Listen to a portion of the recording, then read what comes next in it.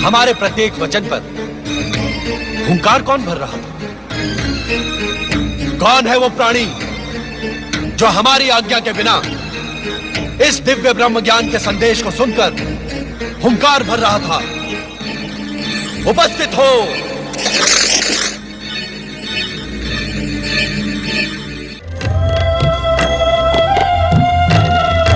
स्वामी, आपके संग रहने पर समय का पता ही नहीं चलता।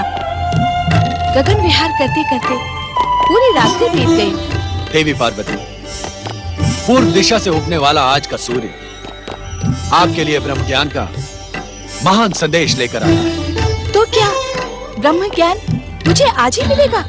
हाँ देवी, हमने निश्चय किया है कि इन्हीं हिममणित पर्वत श्रेणियों के एक हिम पाषाण कंदरा में हम तुम्हें वो ब्रह्म ज्ञान प्रदान करेंगे जिसे पाने की आकांक्षा में विगत कई दिनों से तुम्हारे हृदय में द्वंद्व चल रहा है।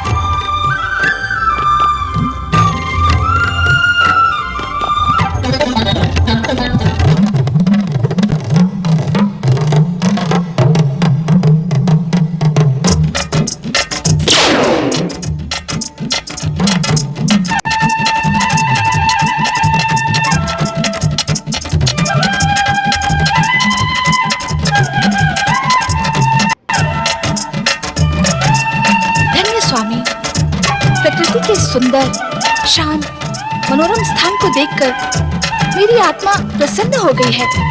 देवी पार्वती, ब्रह्म ज्ञान प्राप्त करने के उद्देश्य से तुम जिस गुफा में खड़ी हो वो प्रकृति के गूढ़तम रहस्य से भी अधिक गूढ़ और रहस्यमयी। इस सुंदर स्थान की ऐसी क्या विशेषता है स्वामी? इस स्थान का रहस्य आज से पूर्व किसी के सामने उल्लेखित नहीं किया गया है। हमारे अतिरिक्त इस समस्त संसार में सर्वप्रथम तुम इस स्थान में उपस्थित होकर यहाँ का रहस्य ज्ञात कर रही हो। उस रहस्य को ज्ञात करने के लिए मैं उद्विग्न हो रही हूँ स्वामी। तुम्हारी उद्विग्नता स्वाभाविक है पार्वती। पर्वतराज हिमालय के अत्यंत कठिन, गूढ़ तथा हिम से ढके मार्गों में स्थित यह पवित्र गुफा अमरेश्वर के रूप में हमारा अत्यंत रहस्यमयी एकांत निवास स्थान है। ये आप क्या कह रहे हैं स्वामी? हम सत्य कह रहे हैं देवी पार्वती। हमारे अतिरिक्त किसी भी जीवात्मा को अब तक यहाँ आने का विधान नहीं था। निस्संदेह स्वामी, ब्रह्म ज्ञान प्राप्त करने के लिए मैं विगत दिनों से व्यग्र हूँ, किंतु अब आपके इस रहस्यमय एकांत निवास का रहस्य जानने को उत्सुक हूँ। देवी पार्वती, सृष्टि निर्माण के उपरांत जब जीवन के साथ मृत्यु भी अस्तित्व में आई, तब मृत्यु एवं अंतकाल देवताओं को भी भयभीत करने लगा। भयभीत देवगण हमारी शरण में आए। तब हमने देवताओं को मृत्यु के भय से उबारने के लिए सदा अपने मस्तक पर सुशोभित चंद्रमा को निचोड़ा। अद्भुत, आश्चर्यजनक। निश्चित ही सदा आपके मस्तिष्क का स्पर्श पाने वाले चंद्रमा में अमरत्व विद्यमान होगा। हाँ पार्वती, चंद्रमा को निचोड़ने से अमरत्व का पान करके देवगण अमर हो गए। परंतु भोलेनाथ, इस पावन कथा का इस पवित्र अमरेश्वर गुफा से क्या संबंध? संबंध है देवी पार्वती। उस अमरत्व की कुछ बूंदें पृथ्वी के इसी क्षेत्र में गिरी। उन्हीं से अमरेश्वर की अमर गंगा अथवा अमरावती नदी बह निकली। अर्थात पतित पावनी अमरावती का प्रारंभ इसी स्थान से होता है। हाँ देवी, चंद्रमा को निचोड़ने से गिरी अमरत्व की बूंदों ने इस गुफा में पहुंच सकने वाले व्यक्ति की अमरता सुनिश्चित कर दी। अर्थात इस गुफा तक पहुंचने वाला व्यक्ति अमरता को प्राप्त कर लेगा। निश्चित। यहाँ की वायु, यहाँ के वातावरण में अमरत्व विद्यमान है, जो किसी भी जीवात्मा को जीवन मृत्यु से मुक्ति प्रदान कर अमर बना सकता है। तब तो मानव कल्याण के लिए ये महान स्थान है, क्योंकि मानव सदैव अमरता प्राप्ति का प्रयास करता है।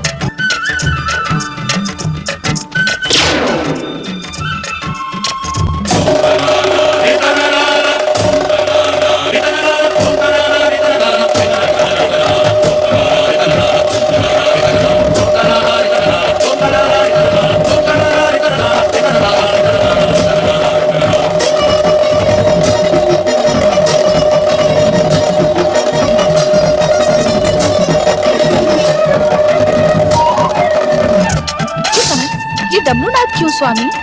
देवी पार्वती, जिस प्रकार इस पवित्र गुफा में आने वाला जीव अमर हो सकता है, उसी प्रकार किसी भी जीव के कानों में दिव्य ब्रह्म ज्ञान पड़ जाने से वो ब्रह्मज्ञानी बन इस सृष्टि की समस्त व्यवस्था को छिन्न भिन्न कर सकता है।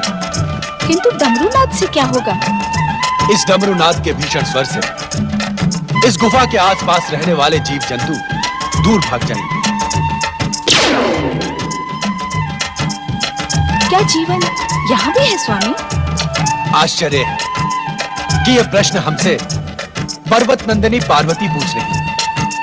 देवी, जीवित रहने की आकांक्षा जीवात्मा को कहां-कहां ले जाती है, यह जानकर आपको अपार आश्चर्य होगा। आश्चर्य तो मुझे इस गुफा को देखकर भी हो रहा है स्वामी।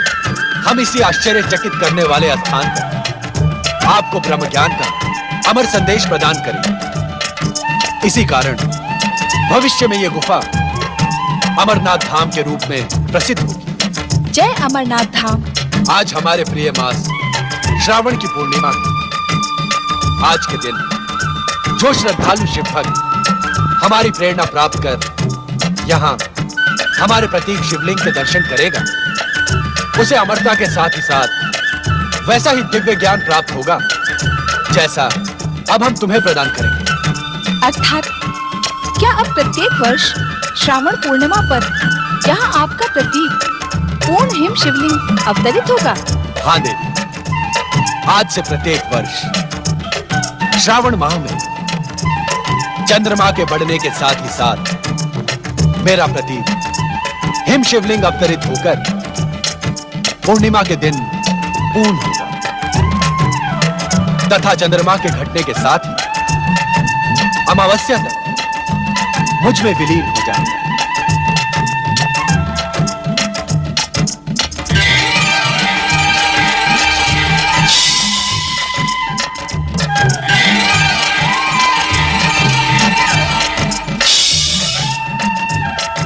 देवी, इस आसन पर विराजमान हो जाओ।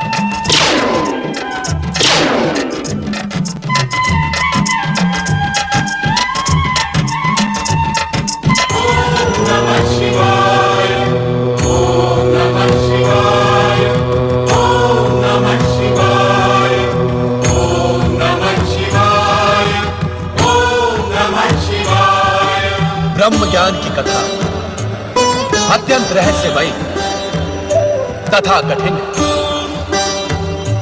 हम ये ज्ञान तुम्हें समाधि अवस्था में प्रदान करेंगे। इसे कहते हुए हमें तथा सुनते हुए तुम्हें रोमांच का अनुभव, अतः सुनने की सहमति का हुंकार, जिससे हमें यह ज्ञात रहे कि तुम ध्यान से ब्रह्म कथा सुन रही हो। जो आज्ञा। शक्ति स्वरूपा पार्वती, तुम्हें यह ज्ञात हो कि पूर्व काल में हमने अपने निर्गुण दिव्य तेज से पंचक्रोशी नगरी का निर्माण किया। इसी पंचक्रोशी नगरी में श्री हरि विष्णु पुरुष के रूप में प्रकट होकर हमारे पंचाक्षरी मंत्र का प्रणव सहित ब्रह्म ज्ञान की साधना करते हुए जप करते हैं। ओम नमः शिवाय। हमारे इस पंचाक्षरी मंत्र के निरंतर जप से एक दिव्य ध्वनि का निर्माण। उस दिव्य ध्वनि से आनंद की लहरें उठने लगी। श्री हरि विष्णु का संपूर्ण शरीर इस आनंद लहरी का अनुभव करने लगा।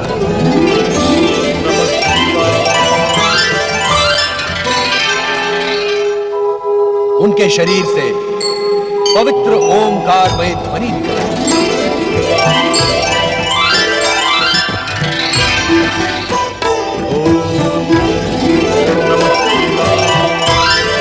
ये ओमकारमय ध्वनि इस बात का संकेत है कि परम पुरुष श्री हरि विष्णु को ब्रह्म ज्ञान का साक्षात्कार लगा था। ये ब्रह्म ज्ञान शिव का स्वरूप है। जो जीवात्मा मुझ परमात्मा स्वरूप के इस ब्रह्म ज्ञान को अपने हृदय में स्थित देख लेते हैं, वो साक्षात हमें अर्थात शिव तत्व को प्राप्त कर लेते हैं। देवी पार्वती लोक कल्याण तथा निरंतर शिव भक्ति में प्रयत्नशील शुद्ध आत्माओं, निर्मल मन और सात्विक बुद्धि वालों को शीघ्र ही शिव तत्व की प्राप्ति हो जाती है। सृष्टि के कण कण में शिव तत्व की अनुभूति, प्राणी मात्र की श्रद्धा और भावनाओं को आहत न कर तथा संपूर्ण संसार को शिव की रचना मानने वाली जीवात्माओं को शिव ज्ञान की प्राप्ति हो।